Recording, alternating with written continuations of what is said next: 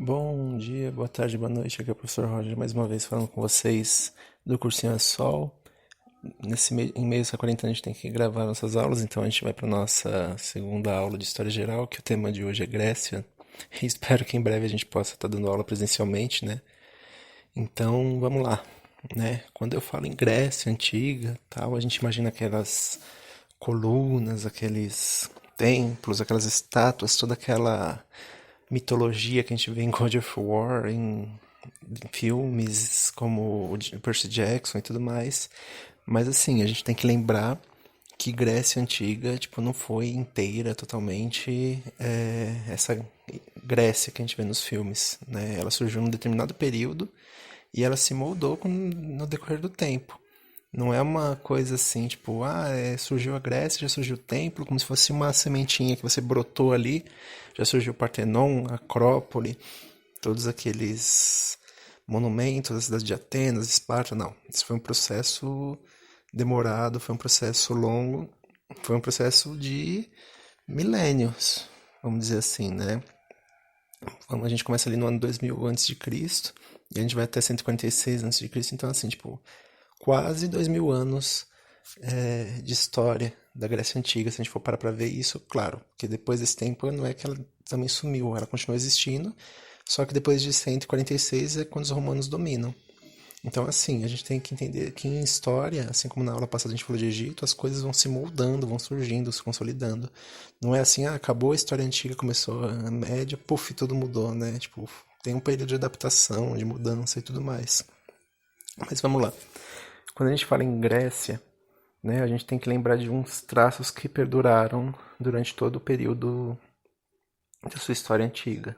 Primeiro, o politeísmo, né? O que é o politeísmo? Lembra da última aula? É a crença em mais de um deus. E como que eram os deuses gregos? Eles eram diferentes dos egípcios. Não é aquele deus com um formato de animal ou meio humano, meio animal.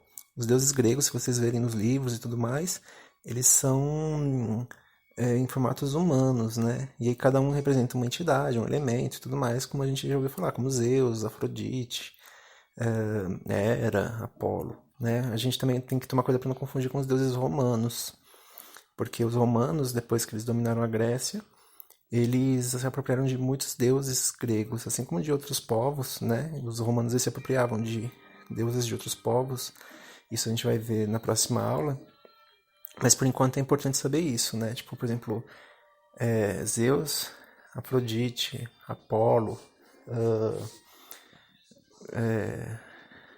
Artemis, são deuses da dos gregos. Eles mudam de nome para os romanos, mas isso não vem ao caso agora. E qual que é o livro sagrado dos gregos, né? É a Teogonia, de Teo, né? Tipo, de Deus, gonia, né? Tipo, a formação. Então, né, você tem na mitologia grega, na religião grega, vamos chamar de religião, né? Você tem a Teogonia, que é o livro sagrado, vamos dizer assim, o livro que guia toda a religiosidade grega, como surgiram os deuses, né? E aí nesse livro você tem, né, que Zeus era filho de Cronos e Cronos acreditava que um dos seus filhos ia destroná-lo, ele comia os filhos, matava, comia.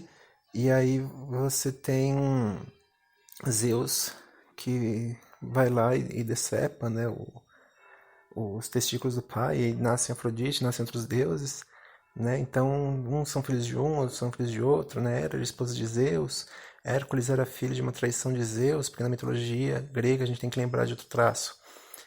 O patriarcalismo é muito forte, então essa coisa do masculino, da virilidade é muito forte na cultura grega, né? Então, Zeus ele é a representação dessa coisa assim, do amante que sai com todo mundo e tudo mais, né? Mas aí, vamos lá. Como que se divide a história grega? Nós temos 5 períodos, né? O primeiro deles se chama pré-homérico. E ele vai de 2000 a.C. a 1100 a.C. E por que ele tem esse nome? Porque foi antes da escrita de 2 livros importantíssimos para entender a história grega, que é a Ilíada e a Odisseia, né? Que são os livros que contam a história da Guerra de Troia e o retorno de Ulisses à sua terra, né, na Grécia. Claro, a Guerra de Troia, né, ela tem uma parte de verdade, mas tem uma parte de mitologia. Então não tem aquela coisa do cavalo, aquela coisa épica. É mais uma narrativa, um feito heróico, que nem o quadro da Independência aqui no Brasil e outros quadros, né, do que de fato foi. Havia guerras e tudo mais, mas não é também tão heróico como aparece ali, né? Então, o que é esse primeiro período, o período pré-homérico? É o período em que grupos diferentes eles se instalam na península balcânica. O que é essa península? É a península onde está a Grécia, né? Ela é rodeada pelo Mar Egeu, o Mar Itálico, ali o Mediterrâneo, né? Uma península. E os primeiros povos se instalam ali, né? Que eram os aqueus, né? Os jônios, os eólios, e esses povos eles se instalam ali na região, né? E aí tem um reino que começa a se formar em Creta, né? Que são os cretenses, ali por volta de 2000, na ilha de Creta, que é uma ilha que é famosa pelo mito do Minotauro e do Labirinto. Você tem os cretenses, então eles tinham um reino com templos grandes, funcionavam mais ou menos como o sistema de servidão egípcio, não sei se vocês lembram, que é aquela coisa da pessoa chegar num reino, oferecer esse serviço para construção de templos e poder morar ali. Então, assim, lembrou de período pré-homérico, vocês têm que lembrar de Creta e de um outro povo, são os minoicos, que é um outro reino que se instala ali, né, na cidade de Micenas, né, os micênicos, minoicos, tanto faz o nome, e da mesma forma se serviam dessa servidão, construíram seus templos e formaram um povo. E como que acaba o período pré-homérico? Por volta de 1100 a.C., um povo chamado Dório, né, os Dórios, eles viviam ali naquelas ilhas, eles dominam a península, né, porque o mar Mediterrâneo é cheio de ilhas, e você tem que lembrar que haviam povos que viviam da pesca e do comércio marítimo, como os fenícios, tal, mas os fenícios não entram aqui no caso. Porém, eles viviam disputando território. Lembra da questão da água dos mesopotâmios? Então, você tem esses povos que invadem a península e dominam, né? Eles expulsam e escravizam esses eólios, esses aqueus, os micênicos, tudo, né? Os dórios, inclusive, também invadem Creta e dominam.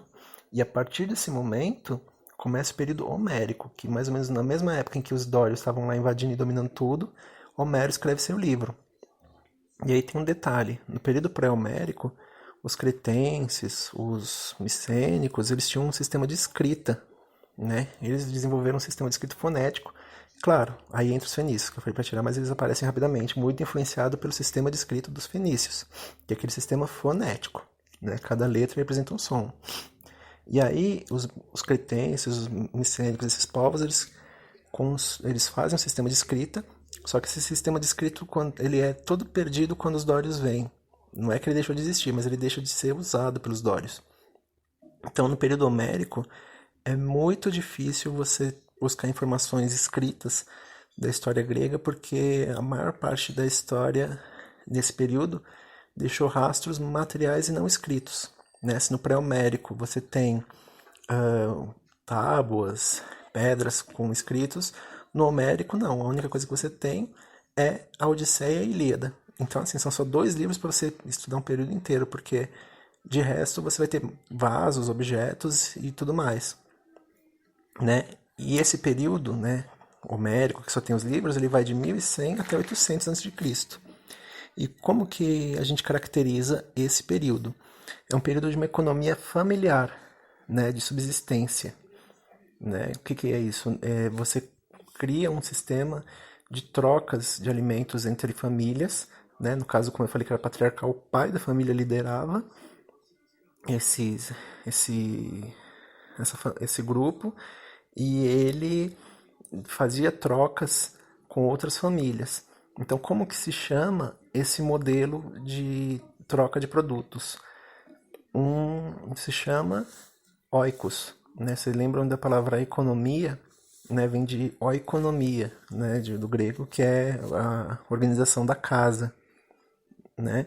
Então era isso, era como você vai organizar a sua família. Então você fazia trocas, não tinha noção de lucro que a gente tem hoje. Então, quando a gente pensa em período homérico, a gente pensa em oikos, em economia familiar, subsistência, né? Uma economia baseada muito no comércio de azeites, de vinhos, de agricultura do trigo. Então, assim, lembrou de pré-homérico, voltando lá, cretenses, micênicos. Lembrou do período homérico, economia familiar, oikos e tudo mais. Então, assim, se numa questão de vestibular cair por acaso, o período homérico é dos cretenses, errado, é que pegadinha. Você tem que lembrar que não existia escrita, né, não era muito usada, e não tinha. E tinha esse sistema do oikos. Se perguntar do pré-homérico, aí você tem que tomar cuidado, porque o oikos não estava formado. Era Creta e, e Micenas. Então, assim, entendeu? Pré-homérico, escrita, dois povos. Homérico, economia familiar e sem escrita gráfica por um longo período, né?